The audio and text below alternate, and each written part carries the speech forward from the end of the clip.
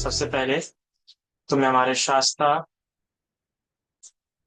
उनके द्वारा स्थापित किया हुआ, प्रकाशित किया हुआ ये अनुशासन और इस अनुशासित में शासित हो रहे आर्य श्रावक, इन तीन रत्नों को वंदन करता हूँ। इसी प्रकार मेरे उपाध्याय जिनके कारण मुझे इस बुद्ध शासन में उपसंपदा मिली है, उन्हें भी वंदन। मैं सभी आचार्य और कल्याण मित्रों के प्रति मैं मंगल कामना करता हूँ। कुछ दिनों से एक विचार बड़ा मन में चल रहा था कि ऐसे मैंने कई लोगों को देखा है जो शुरुआती दौर में, अपने शुरुआती समय में जब धर्म में प्रवेश करते हैं तो उनमें काफी अच्छी खासी उमंग रहती है, एक प्रेरणा रहती है, धर्म के लिए काफी अच्छा कार्य करते हैं। पर जैसे जैसे समय बीतता है तो उनमें कई तरह के परिवर्तन, अर्थात धर्म से उनकी रुचि कुछ कम होती हुई देखी कई सारे लोगों में। कि शुरुआत शुरुआत एक कहावत मिलती है ना कि जैसे नया है वह, इस तरीके से लोग शुरुआत शुरुआत जब धर्म में आए तो बहुत करते हैं, पर बाद में एकदम से जैसे धर्म से टूटना शुरू हो जाता है। शायद अक्सर ये ख्याल आता है कि नहीं यार, तब तक धर्म में लगे रहेंगे, संसार भी देखना है, संसार भी चलाना है, संसार भी है। तो इस प्रकार की मानसिकता कई बार हमें ये बता देती है कि हम लोग धर्म को जीवन से बहुत भिन्न समझते हैं। हमको लगता है जीवन भर, और कई सारे जो लोग धर्म में होते हैं उनको भी घर से अक्सर ये ताने सुनने के लिए मिलते हैं कि धर्म में ही रहेगा क्या, पढ़ाई भी कर और सारे काम कर। तो धर्म पालन करते हुए ये जो विचार तैयार हो जाते हैं, कई बार स्वयं को भी लगता है कि नहीं, हम धर्म में कुछ ज्यादा तो उतर नहीं गए, ये भी करना है, ये भी तो जीवन है। तो ये जो बता रहा है कि हम धर्म का जो अर्थ है, धर्म का जो मर्म है, वो समझने के हैं। धर्म में अभी तक से हम क्या है, ठीक तरीके से उतरने के। और ये ठीक बात भी नहीं है। मैंने अभी अपने 9 साल के दौर में कई सारे युवाओं को देखा, विशेष रूप से मुझे कई सारे युवा के साथ मेरा सहयोग हुआ। कई सारे युवाओं को देखा जिनमें काफी अच्छी प्रकार से प्रेरणा रही थी, और वो उस तरीके से धर्म में उतरते भी थे। पर वो उमंग कुछ समय के लिए ही देखने के लिए मिलती थी। जब तक अपने कल्याण मित्र के साथ में है वो, या जब तक धर्म श्रवण कर रहे हैं, तब तक उनमें उमंग देखने के लिए आती है। फिर धीरे धीरे करके उनमें यह भी देखने के लिए आया मुझे कि उनमें उनके साथ रहने की रुचि भी क्या होती जा रही थी, कम।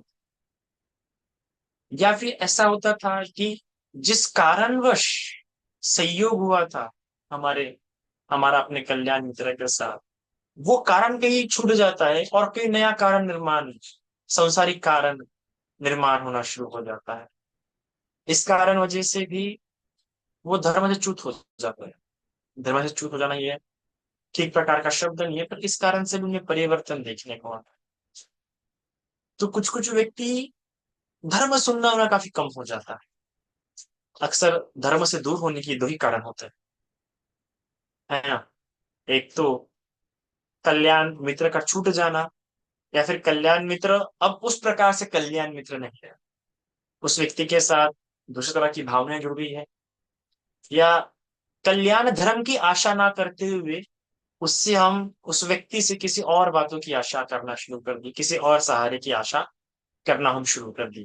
तब ऐसा होता है, अर्थात कि हम उससे इस प्रकार से अपेक्षा करने लगे हैं कि उस व्यक्ति ने मेरा इस कार्य में भी सहयोग देना। जिस प्रकार से एक साधारण सी मैत्री होती है, एक साधारण सा रिश्ता, एक साधारण व्यक्तियों के साथ संबंध होना और एक कल्याण मित्र के साथ मैत्री होना, इन दोनों में बड़ा अंतर होता है ना। इन दोनों में अंतर करना बहुत बहुत बहुत आवश्यक है। अक्सर हो जाता है कि कल्याण मित्रों को व्यक्ति कैसा होता है कि नॉर्मल एक फ्रेंडशिप के रूप में, या फिर एक जो सांसारिक रिश्ते होते हैं, नहीं। कल्याण मित्र वो है जो आपको लोकोत्तर अवस्था प्राप्त करा के देने वाला है, जो आपको लोकोत्तर संसार, लोकोत्तर इस लोक के परे लेके जाने वाला है। तो ऐसा व्यक्ति जो आपको लोक के परे लेके जाने वाला है, और आप उससे ऐसी अपेक्षा करना शुरू कर देते हैं, हो भी जाता है, क्योंकि एक लंबा समय उस व्यक्ति के साथ बिताने के कारण अगर उस समय ऐसी अपेक्षा कर बैठे कि इस व्यक्ति ने मेरे साथ जो सांसारिक दुख है, जो सांसारिक विलाप है, जो सांसारिक पीड़ाएं है, या मेरी जो मानवीय अपेक्षा है, जो लौकिक अपेक्षा है, उस पे भी खरा उतरना चाहिए, तो कल्याण मित्रता वहीं पे छूट चुकी है। अभी वो मित्रता आपको कल्याण धर्म नहीं दिलाएंगी। एक सांसारिक सुख, आपके सांसारिक अपेक्षाओं की संतुष्टि हो सकती है, पर अगर ना सांसारिक सुख की अगर संतुष्टि होती है, सांसारिक अपेक्षाओं की अगर संतुष्टि होती है, तो व्यक्ति को उससे भी दुखी मिलेगा। वो संतुष्टि सिर्फ क्षणिक संतुष्टि होंगी। वो संतुष्टि जो प्राप्त हो रही है उसे वो फिर से उसमें नई अपेक्षा निर्माण करेंगे, उन संबंधों को लेके, उन रिश्तों को लेके, और वही हो जाता है अक्सर। तो जब ये जो घटना आ जाती है, ये जो बात आ जाती है कल्याण मित्र, और दूसरी जो बात आ जाती है धर्म श्रवण, ये दो पर मैंने इसके पहले कई बार गंभीर रूप से चर्चा की, और आज फिर से चर्चा कर रहा हूँ। आज इसके भी चर्चा किया है तो क्योंकि आज इसके पहले की, क्योंकि आज तक सिर्फ प्रवचनों में हमने इतनी ही बातें सुनी हैं कि धर्म में बने रहने के लिए, धर्म में आगे बढ़ने के लिए, निर्वाण प्राप्त करने के लिए दो बातें आवश्यक होती है। पर मैंने कई लोगों में देखा, ये कई सारे लोगों के पास कल्याण मित्र भी रहे हैं, पर फिर भी उनसे धर्म मुझे छूटता हुआ दिखा, टूटता हुआ दिखा। मैंने ऐसे भी लोग देखे जो बहुत धर्म सुनते हैं, बहुत धर्म सुना, पर अभी मैं देख रहा हूँ कि वो धर्म सुन नहीं रहे, और धर्म की वो रुचि इस कारण से दिखने लगी। देखिए, एक बात तो पूर्ण रूप से तय, पूर्ण रूप से निश्चित है कि अगर ये दो बातें आप नहीं करते हैं तो आप धर्म में उन्नति नहीं कर पाएंगे, आप धर्म से जुड़े नहीं रहेंगे, तो ये दो बातें आवश्यक है। पर ये दो बातें भी मैंने क्या देखी है, लोगों में छूटती भी देखी है। तो इस बड़ा विचार होता है मुझे, क्योंकि मैंने कई सारे लोगों को देखा है, तो कैसे क्या लोगों को धर्म जोड़े रखे, विशेष रूप से युवाओं को। ठीक है, ठीक है, एक उमंग होती है, एक जोश होता है, एक मोटिवेशन, जिसे हम कहते हैं कि एक मोटिवेशन मिल जाता है प्रवचन सुन के, कल्याण मित्र से बात करके, तो ये मोटिवेशन का काम करता है आपके जीवन में।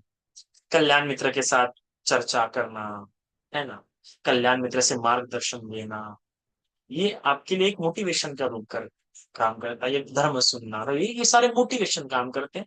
और मोटिवेशन का, जिसे हम प्रेरणा भी कहते हैं सरल भाषा में, प्रेरणा का एक सबसे बड़ा नुकसान ये होता है कि प्रेरणा लंबे समय तक नहीं रहती, है ना। प्रेरणा आती है फिर निकल जाती है।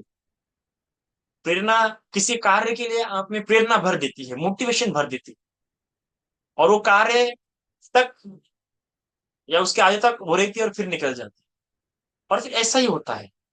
इसलिए कई सारे लोगों को हमने देखा कि कुछ समय रहते हैं और फिर ढीले पड़ जाते हैं। जब मैंने यहाँ आया था तब भी मैं, मेरा पहला वर्ष जिस परिसर में हुआ था, उस परिसर में कई सारे नए नए लोग धर्म में आए थे, और काफी अच्छे उपोषद धारण करना, उपोषद पालन करना।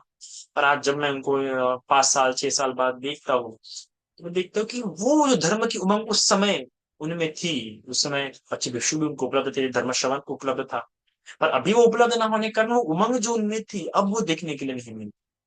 इसी प्रकार से ऐसे भिन्न भिन्न युवाओं से समय समय पे मेरी मुलाकात होती रहती है, कभी कभार इंस्टा के द्वारा, तो कभी कभार फेसबुक के द्वारा, तो कभी कभार व्हाट्सएप के द्वारा, तो यूट्यूब के द्वारा मेरा नंबर मिल जाता है, तो मुझे भी कभी कभार उनका कार्य देख के उसका भी प्रभावित हो जाता है, और उनसे फिर बातें होना शुरू हो जाती है। फिर कुछ महीनों बाद, कुछ समय बाद जो उमंग उनमें देखने के लिए मिलती है, वो उमंग नहीं रह जाती है। वो जो कार्य है, वो जो कार्य प्रेरणा पहले थी, वो देखने के लिए उनमें नहीं मिलती। तो बड़ा लगता है कि क्या फायदा, लोग धर्म भी सुन रहे थे। कुछ एक व्यक्ति था, एक व्यक्ति तो ऐसा था कि जो पहले एक दिन में कम से कम 3 3 4 4 भजन सुन लेता है, पर आज जब मैं उसको देखता हूँ तो बाबा वो एक प्रवचन, मतलब एक एक हफ्ता जाता है कि उसने प्रवचन नहीं सुना है। तो वो उमंग नहीं दिखती। तो लगता है कि भाई जब ये दो कारक है, और ये दो कारक ही अगर हमें लुप्त होते हुए दिख रहे हैं, ये दो कारक जो व्यक्ति को धर्म में जुड़े हुए रखते हैं, और ये दो कारक ही लुप्त हो रहे हैं, तो ये दो कारक ही मोटिवेशन देते हैं, प्रेरणा देते हैं, तो फिर कैसे करें।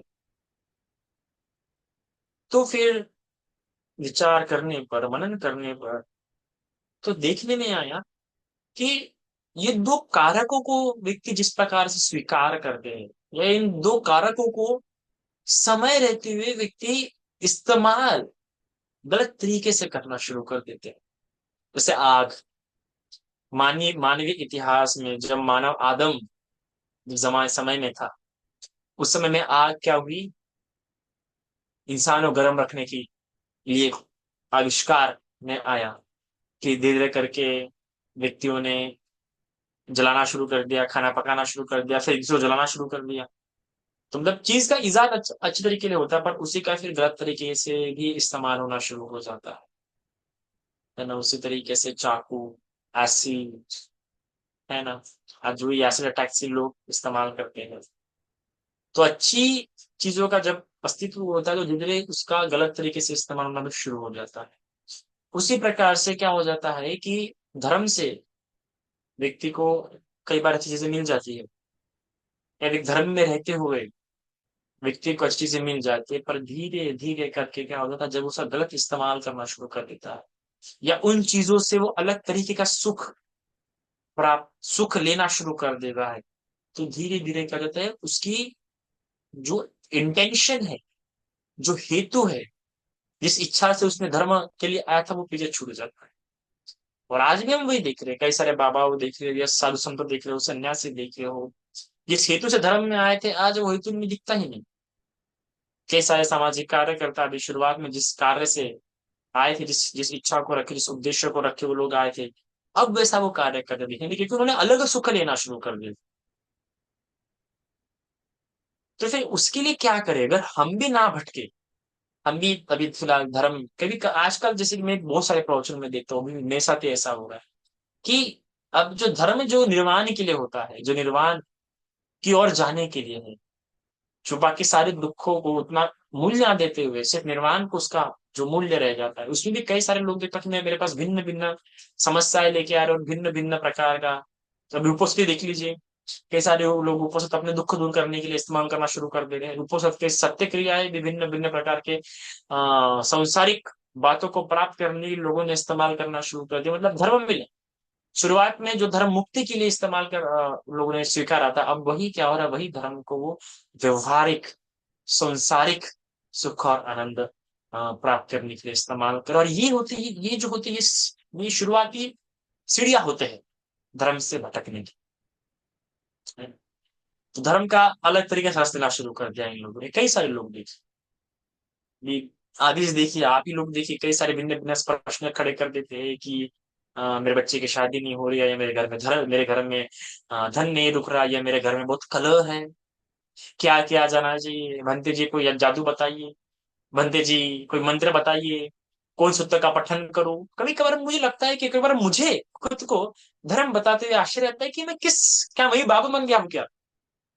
ऐसा कभी कभार प्रतीत होता है कि हम ही बाबा बन गए अभी हमने भी चमत्कार बताना शुरू कर दिया, मंत्र बताना शुरू कर दिया। कभी कभार ऐसा ऐसा प्रतीत होने लगता है कि कहाँ वो धर्म निर्वाण के लिए होता है, और कहाँ व्यक्ति लौकिक दुखों में, लौकिक सांसारिक सुखों के लिए भगवान की शिक्षा को।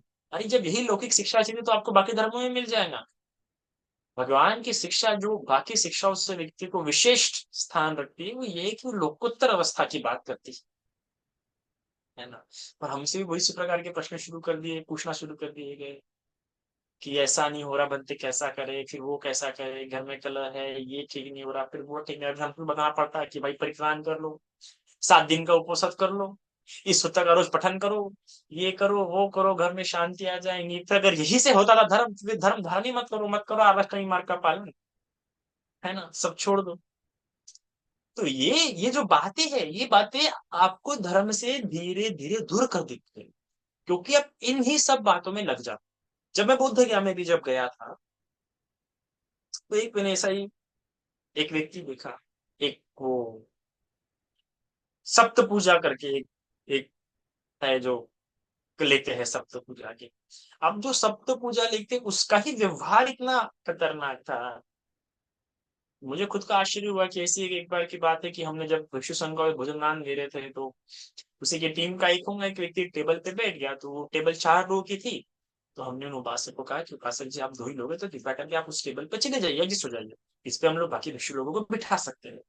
तो वो हो गए, चलो ठीक है, ओके बोला।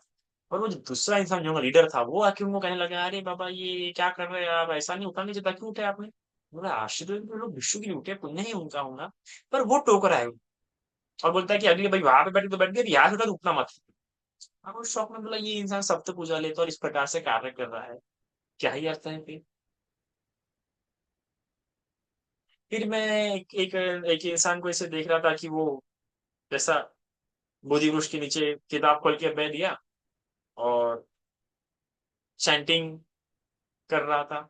बाकी सारी बातें छुट्टी और चैंटिंग में लगे, और बताया होगा किसी किसी ने कि भाई ये पढ़ो बोधि वृक्ष के नीचे तो बड़ा भला हो जाता है, बड़ा ये हो जाता है, बड़ा वो हो जाता है। अरे बाबा, कैसे कर्म कांड में लग गए, कैसे ये बातों में लग गए।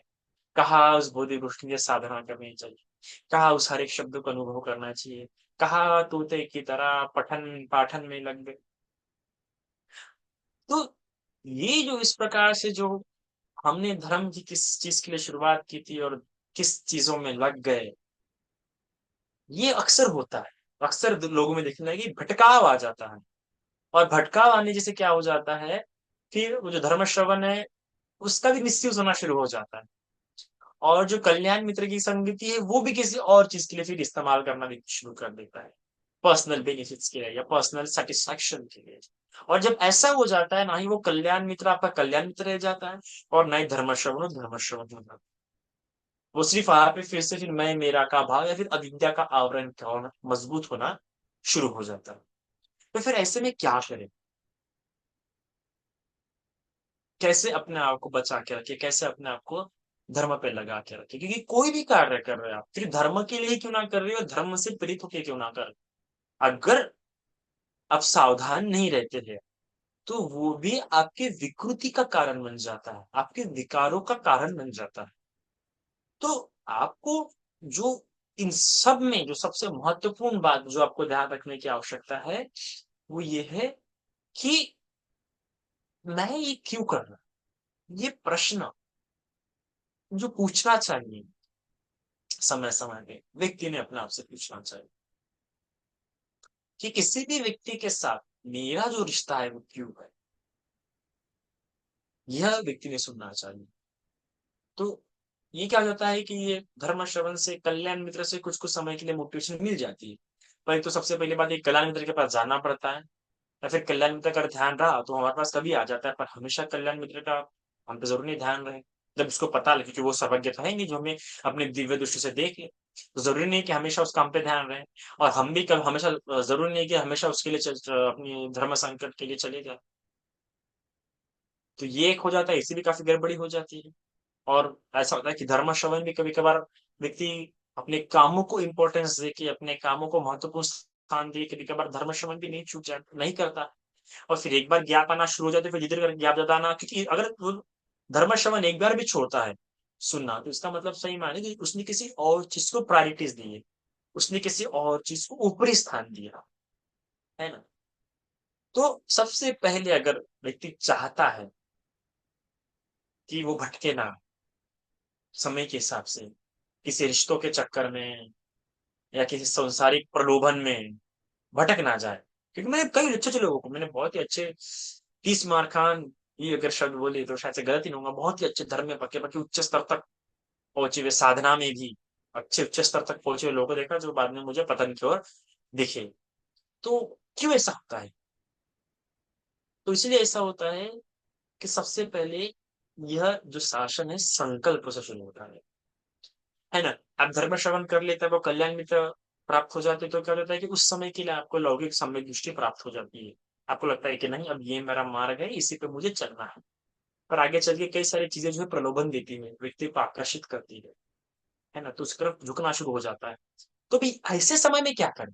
तो ऐसे समय में आर्य अष्टांगिक मार्ग में दूसरी अंग है, उसे हम कहते हैं सम्यक संधर्म। बड़ी ये बात है, शोकांतिक की बात है कि ज्यादातर लोगों के संकल्प नहीं है सम्यक इस दशा। तो आज ही से आप सभी लोग अपने संकल्प कीजिए कि जिस दिन मैं धर्म श्रवण नहीं करूंगा उस दिन मैं भोजन ग्रहण नहीं करूंगा, उस दिन का भोजन मैं ग्रहण नहीं करूंगा, इस प्रकार से संकल्प होना चाहिए। वो समय का भोजन होता है, और जब तक मैं उस धर्म श्रवण ना कर लूं तब तक कि फिर मैं भोजन ग्रहण नहीं करूंगा। अरे जब संकल्प हो, तो ये व्यक्ति में एक गृहस्थों के लिए बुद्ध शासन में उसका व्यय निर्माण करता है। दो बातें होती है, एक होता है मोटिवेशन और दूसरा होता है डिसिप्लिन। सरल भाषा में कहूँ तो एक होता है प्रेरणा और दूसरा होता है विनय। जो प्रेरणा होती है वो आती जाती रहती है, समय के हिसाब से बदल भी सकती है, व्यक्ति की मनोदशा के हिसाब से वो कम ज्यादा भी हो सकती है, भटकाई भी जा सकती है। पर जो विनय होता है, विनय व्यक्ति का व्यवहार होता है, विनय व्यक्ति का आचरण होता है, विनय व्यक्ति की हैबिट्स होती है। और हैबिट्स मोटिवेशन से बनाई जा सकती है, पर हैबिट जब बन जाती है तब मोटिवेशन की आवश्यकता नहीं होती। तो विनय मतलब हैबिट्स, आदतें। तो हमने अपने आप को हैबिट्स गिरानी है, और एक बौद्ध गृहस्थ होने के नाते कुछ हैबिट्स हमने जो डेवलप ही करनी चाहिए, वो संकल्प के साथ जीवन जीना चाहिए। कि ये कहते हैं ना कि सर कटा सकते हैं लेकिन सर झुका सकते नहीं, वैसी वाली जो विनय है। अब इसमें शील परामर्श नहीं होता, इसमें टोक नहीं होता है, पर इससे आपके शील मजबूत होने में आपको और सहायक हो जाए। तो ये एक जो प्रायर जो लगते हैं, उसमें सबसे पहला ये कि उपासकों ने, जो भी उपासकों को, अगर किसी उपासक को ऐसा लगता है कि नहीं मैं नहीं भटकूंगा, तो समझिए उसका अहंकार है। हर उपासक भटकता है, हम भटकते हैं, तो हम, चलो मैं खुद भटकता हूँ, तो किसी और की क्या बात बताऊं। इतना आसान नहीं है इस संसार में, इतना आसान है भटकना, इतना आसान है खो जाना, इतना आसान है कहीं भी भटकना, क्या बताओ। इतना आसान है अहंकारों में अपने आप को खो देना, इतना आसान है कि तारीफों के कुएं में अपने आप को गड़ा देना, इतना आसान है कि अपने आप को किसी बराबर के बिठा देना। बहुत आसान, इतने सारे तरीके हैं भटकर भटकने के, इतने सारे तरीके हैं रास्ते को भूल जाने के और भुला देने के। देखिए क्या बता, व्यक्ति ने बड़ा डरना चाहिए। मैं अक्सर अपने आप अपनी भी एक बात से बहुत डरता था, आज भी डरता हूँ मैं उस चीज के लिए, कि मैंने अच्छे अपने समय से, अभी 9 सालों से या 10-12 सालों से, बहुत जब से मैंने किताब पढ़ना शुरू किया है, तब से मुझे अक्सर एक बात का भय लगता था कि मेरी किताबें पढ़ने की आदत छूट ना जाए। क्योंकि मैंने कई सारे लोगों को देखा, कई सारे मेरे आचार्य जो पहले बहुत पढ़ते थे, रात रात दिन दिन पढ़ते थे, आज देखता हूँ कि उन्होंने पढ़ना पढ़ना छोड़ दिया। तो मुझे बड़ा खुद को लेके ऐसा भय लगता था, क्योंकि मैं अच्छा पढ़ा, I am a good reader. तारीफ हो गई। पर डर लगता था कि कहीं मेरे साथ भी ऐसा ना हो जाए, मेरी भी पढ़ने की आदत छूट ना जाए। आज भी डर लगता है ये, कि ये मेरी पढ़ने की आदत छूट ना जाए। होता भी है ऐसा कि हाँ बहुत पढ़ लिया, ये भी पढ़ लिया, वो पढ़ लिया, तो ये आज भी डर लगता है। उसी प्रकार धर्म में भी एक जो उपासक है, जो सही मायने में भगवान की शिक्षा को देखता है, परिवर्तन इस शब्द को समझता है, वो बखूबी समझता है कि उसे भी डर लगता है कि ये धर्म सुनना मेरा छूट ना जाए। कल्याण मित्र से कल्याण धर्मता मेरी लुप्त ना हो जाए, ये दो बात आवश्यक है। और ये दो बातों की मैंने अपनी आंखों से देखा है, अच्छे से देखा, अनुभवी हूं मैं इस बातों, क्योंकि अक्सर यही देखा है। एक तो कल्याण मित्र के साथ कल्याण धर्मता छूट जाती है, कोई और समझ बनना शुरू हो जाते हैं मित्रता के, या भिन्न भिन्न, नहीं तो धर्म श्रवण होना छूट जाता है। तो ये व्यक्ति ने भयभीत होना चाहिए कि मुझसे तो नहीं छूटेगा, और जिसको लग रहा है कि भाई इससे तो नहीं छूटेगा, तो उसने अपने आप से प्रश्न पूछना चाहिए, क्या ऐसी गारंटी है मेरे पास जिसके आधार पर मैं कह रहा हूँ कि मुझसे ये बातें नहीं छूटेंगी। क्या आज भी किसी किसी रोज नहीं छूटा था मेरा धर्म सुनना, काम का व्यस्त होने के कारण से? तो क्या ऐसा है? तो अपने आप को सबसे पहले वैसा बांध लो, संकल्पों से। संकल्प संकल्प कर लो कि जिस प्रकार से मैं अन्न रोज ग्रहण करता हूँ, मैं खाना रोज खाता हूँ, वैसे ही मैं मन को भी आहार दूंगा। मैं बिना धर्म सुने एक तो आहार ग्रहण नहीं करूंगा उस दिन, ऐसा संकल्प करो। और अगर जिस दिन मेरा धर्म सुनना छूट जाता है, उस दिन के लिए मैं अपनी प्रिय वस्तु कुछ समय के लिए छोड़ दूंगा कर्म। पर अपने आप को शासित करो, अनुशासित करो। कभी दंड से करो, या कभी भिन्न भिन्न प्रकार से करो, पर करो, उसे अपने जीवन में उतारो। दूसरी बात कि मैं, मेरा जो कल्याण मित्र है, जो मैं धर्म से प्राप्त हुआ है मैं उससे सिर्फ कल्याण धर्मता की अपेक्षा करूंगी, या उसके साथ मैं अपने संबंध कल्याण धर्मता के तरह ही रखूंगी, किसी और तरह के नहीं। ये दो वाक्य, ये सही में गृहस्थों का व्यवहारिक विनय है। समय समय पे मैं धर्म चर्चाओं के लिए अपने आप को प्रेरित करूंगी कि इस प्रकार से मैं धर्म चर्चा करूंगी, धर्म चर्चाओं में पार्टिसिपेट करूंगी। संकल्प रखो कि हफ्ते में एक बार या महीने में एक बार मैं क्या दान करूंगी, नहीं तो साल में एक बार क्या करूंगी, दान करो। और इसका तो संकल्प रखो ही रखो कि इस वर्ष में एक बार मैं जीवन दान करूंगी ही करूंगी। तो ये बातें, और ये संकल्प करते समय, चिवर दान करते समय इस बात को ध्यान में रखो कि इस चिवर के दान से, इस काषाय वस्त्र के दान से मेरे मन में जब भी कभी प्रवज्जित जीवन स्वीकार करने का मन आए, इस पुण्य के प्रताप से मुझे आसानी से प्रवज्जित जीवन क्या हो जाए, उपलब्ध हो जाए, प्राप्त हो जाए, कोई कठिनाई ना आए। इसके अलावा एक और बात कि मैं भी किसी को इस प्रवज्जित जीवन में प्रवेश कराने के लिए सहायक हो सकूं, प्रेरणा हो सकूं। ये छोटे छोटे संकल्प लगते होंगे आपको, पर ऐसे संकल्प होने चाहिए, क्योंकि ऐसे संकल्पों से राजा बिंबिसार को बुद्ध की प्राप्त, राजा बिंबिसार बुद्ध से नहीं पाए। राजा बिंबिसार बुद्ध के इतने बड़े उपासक हो पाए इन छोटे छोटे संकल्पों से। और ये छोटे छोटे संकल्प गृहस्थों का व्यवहारिक विनय निर्माण करते हैं। व्यवहारिक विनय के लिए कई सारे सूत्र है, महामंगल सूत्र है, सिगालोवाद सूत्र है, उनको आप पढ़ सकते हो। पर वो सूत्र से भी कई गुना इंपॉर्टेंट इस धर्म में उन्नति के लिए, इस धर्म से जुड़े रहने के लिए। महामंगल सूत्र और सिगालोवाद सूत्र तो एक तरीके से आप देख सकते हैं कि व्यवहारिक लाइक एक गृहस्थ जीवन के व्यवहारिक के लिए।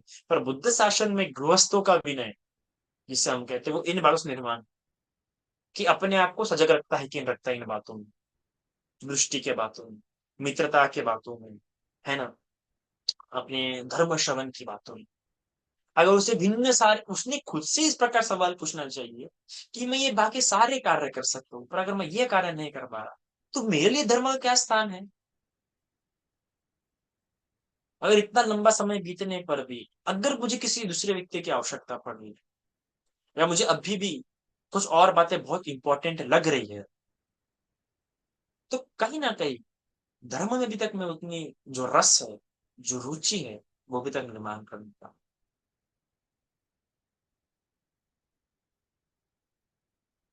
जो बड़ा आश्चर्य होता है कई सारे लोगों को देखते हुए कि प्रायोरिटीज की प्राथमिकता उन्होंने कैसे देके रखी है अपने जीवन में, किन बातों को प्राथमिकता देके रखी है।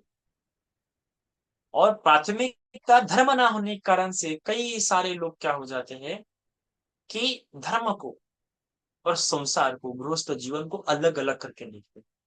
कई सारे मैं लोगों से बात करते हुए मुझे सुनने के लिए आता है कि बनते जी हमें भी तो संसार है, हमें भी संसार है, मतलब आप खुद समझिए आप क्या बोल रहे हैं। इसका मतलब आप ये बोल रहे हैं कि आपके धर्म अलग है और संसार अलग है, मतलब कि धर्म से आपका संसार निखरना चाहिए, धर्म से आपका संसार निर्माण होना चाहिए अच्छी प्रकार से। मतलब आपने धर्म और संसार को दोनों को अलग करके निभा रहे हैं। धर्म और संसार इतना मिक्स हो जाना चाहिए आपको कि आपको जब भी लगे कि आप धर्म धारण कर रहे हो तो आपका गृहस्थ जीवन ही क्या हो रहा है, कल्याणमय हो रहा है, शुद्ध हो रहा है, आपका परिवार ही क्या हो रहा है, सुख हो रहा है। इस प्रकार से धर्म में व्यक्ति होता जाना चाहिए, इस प्रकार से धर्म का पालन करना चाहिए। तो इसलिए धर्मों को इस प्रकार से पालन करना और धर्म से लगे रहना है। और अगर आप चाहते हो कि आपको ऐसा फलित ना हो कि धर्म अलग और संसार अलग, तो संकल्प से अपने आप को बांधे। और कैसे, श्रवण और कल्याण मित्र, ये दोनों से कैसे बंधे रहे, कभी छूटे ना, इस बातों के ध्यान रखते हुए अपने आप को समय समय पे प्रश्न पूछते हुए आगे बढ़ते हो। इतना आज के लिए काफी है। साधु साधु।